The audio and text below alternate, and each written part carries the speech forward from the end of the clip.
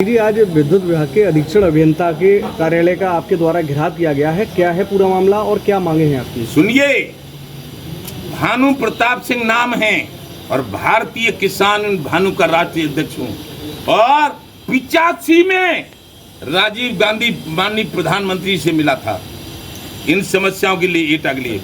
कभी नहीं आया, जीवन में नहीं आया इस अधीक्षण अभियंता के कार्यालय पे, लेकिन आज मजबूरी में इसीलिए आना पड़ा कि कल बात कब करी हमने? कल शाम करी। कल शाम को परसों? कल शाम। कल हमने इनसे बात करी थी कि एक रामवीर सिंह जो खेड़ा नूह के निवासी हैं, भले आदमी हैं, उनके जेई जाके, जेई का क्या नाम है?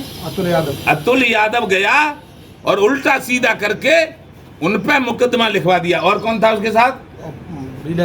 विजिलेंस कोई टीम थी, सब बेईमानी कर रहे हैं। मतलब कहने का यह है कि ये राजकुमार सिंह से मैंने कहा, ये जो एससी अधीक्षण अभियंता हैं, कि मैं आपसे निवेदन कर रहा हूं, हाथ जोड़ रहा हूं, उसके गरीब आदमी उसके खिलाफ मुकदमा मत लिखवाना। इसने कहा देखेंगे, एंड में कहा था बड़ा देखेंगे। यानी ये योगी आदित्यनाथ बाबा की सब लोग छवि बिगाड़ने पर उतार हुए हैं, इसलिए मुझे यहाँ आना पड़ा है। आज अधीक्षण अभियंता से घेराव करूंगा। यदि किसानों में दम है तो इनका यहाँ से ट्रांसफर करवा के तब चैन से रोटी खाऊंगा। अन्यथा यदि सरकार नहीं सुनेगी तो सरकार के खिलाफ भी बिगुल बजा दूंगा। क्यों? कि मेरी 40 साल की तपस्या है और जिला है मेरा एटा, तहसील जलेसर, विधानसभा जलेसर, ब्लॉक जलेसर और जलेसर का मूल निवासी गांव है नगला सुखदेव। आराम से लिख लो, आराम से इसको याद कर लो। ऐसे अधीक्षण अभियंता जो बात न मानते हो किसी की और अपने मनमानी करते हो और ठाकुरों को मनमानी तरीके से एक अतुल यादव जेल खाने की हवा दिलाने के लिए मुकदमा लिखवाता हो, उनका मैं विरोध करूंगा। जय जय श्री राधे। भारतीय किसान जिंदाबाद, जिंदाबाद, जय जवान जय किसान। अध्यक्ष जी, प्रदेश भर में बारिश के चलते किसानों का भारी नुकसान हुआ है। प्रदेश भर में किसानों का जो नुकसान हो रहा है उसकी भरपाई करने के लिए जब किसान लोन लेता है तो उसके हिसाब से बीमा करवाया जाता है। बीमा कंपनियों को किसान का नुकसान देना पड़ेगा। ये बात हम प्रदेश सरकार और प्रदेश के मुखिया माननीय योगी आदित्यनाथ जी जो एक संत हैं उनसे कहेंगे और किसानों के नुकसान की भरपाई करवाएंगे और न भरपाई होगी तो घोर आंदोलन छेड़ेंगे। जय जय श्री राम। अध्यक्ष जी, मणिपुर में एक महिला को पूरा निर्वस्त्र करके समाज में घुमाया जाता है, इस पर आपका क्या कहना है? मणिपुर हमने सुना है कि केंद्र शासित प्रदेश है, उसकी देखभाल गृह मंत्री और माननीय प्रधानमंत्री के हाथ में है। यदि वहां पर एक महिला को, हमारी बहन बेटी को नंगा घुमाया जाता है तो जो हमारे प्रधानमंत्री बड़े लंबे लंबे दावा कर रहे हैं कि मैं ऐसा हूं कि मैं इन विरोधियों को जेल भेज दूंगा और जो ये कर रहे हैं एक चुटकी में सबको खत्म कर दूंगा, तो जिसने नंगी घुमाई है महिला को, प्रधानमंत्री जी उन सारे उन परिवार वालों को और उनको जेल भेज दीजिए, तब तो आप सच्चे हो। नहीं तो फिर आप महिलाओं का, बेटियों का एक अपमान करने वाले। क्यों? कि मणिपुर केंद्र शासित प्रदेश है और केंद्र में आप हो प्रधानमंत्री, आप हो गृह मंत्री, फिर और कौन करेगा इंतजाम? मैं करूंगा क्या? और यदि आप पर नहीं होता है तो आपसे निवेदन है हाथ जोड़ के कि आप बुजुर्ग हो चुके हैं, यदि आपके बस की बात नहीं रही है तो किसी नए आदमी को बना दो प्रधानमंत्री। योगी आदित्यनाथ को ही बना दो तुम्हारी पार्टी के, और तुम चले जाओ अपना भजन करने लगे गुजरात। जय जय श्री राधे।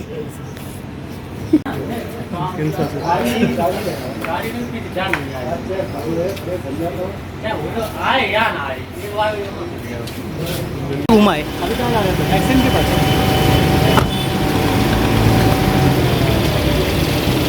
बात की थी स्कूटर साहब से कल भी बात की थी भैया रुक कीजिए आपसे बात FIR तो 8 बजे तक नहीं FIR जो मुझे मैं क्या कह रहा हूँ FIR नहीं हो चुकी थी।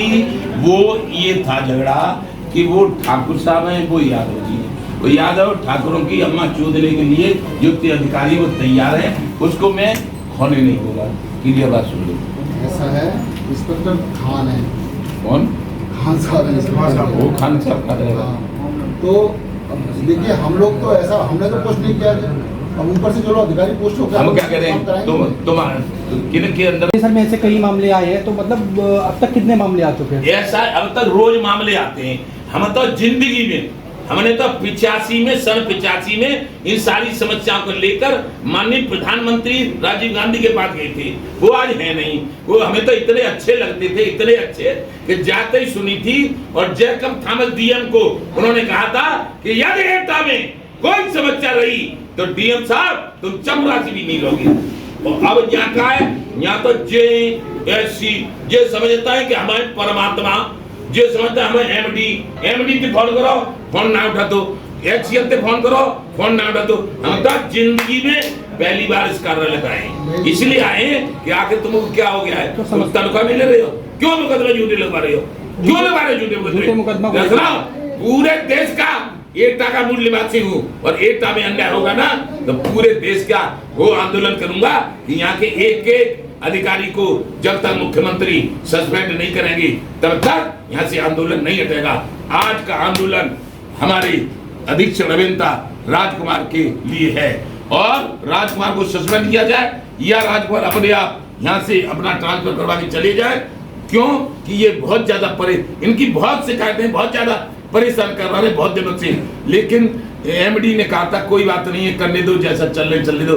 हमने भी छोड़ रखा था, लेकिन कल एक काम की कहीं वो नहीं हुआ तो हम 40 साल से हमने किसी से कुछ लिया नहीं। हम बेईमान नहीं है। हमने भाजपा से, सपा से, बसपा से, कांग्रेस से, लोकदल से किसी से 1 रुपया नहीं लिया भाई। घर भूख तमाशा देखा है, 100 घोड़ी मर गई और हमारा तो हमारे त्याग तपस्या में और हमारा घाटा पड़ा जो नोटबंदी में तो 35 साल लड़के ने आत्महत्या कर ली। लेकिन उसने ये कहा था हिंदू मुस्लिम सिख ईसाई जैन बौद्ध चाहे वाल्मीकि हो, पापा किसी के लड़ने को मत बनने देना और आंदोलन करना, संघर्ष करना। तो रामवीर यदि फांसी खा के मर ले तब किन क्या ऊपर पड़ेगी। ये हैं यहाँ के सबसे बड़े अधिकारी, इसलिए इनके खिलाफ आंदोलन है। मैं तो कह रहा हूँ इनको बहुत हंसी खुशी से कि ये नौकरी चाइना मिल जाएगी ने, ये यहाँ से अपने एमडी के पास जाएं और एमडी से कहें कि मैं एटा में नहीं रह सकता हूँ। क्यों कि मैं एटा वासियों के खिलाफ अन्याय करता हूँ और वो अन्याय बर्दाश्त नहीं करेंगे।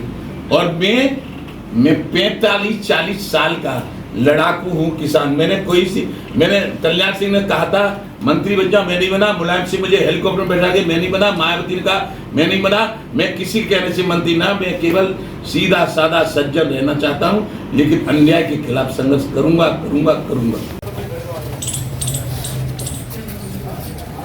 चलो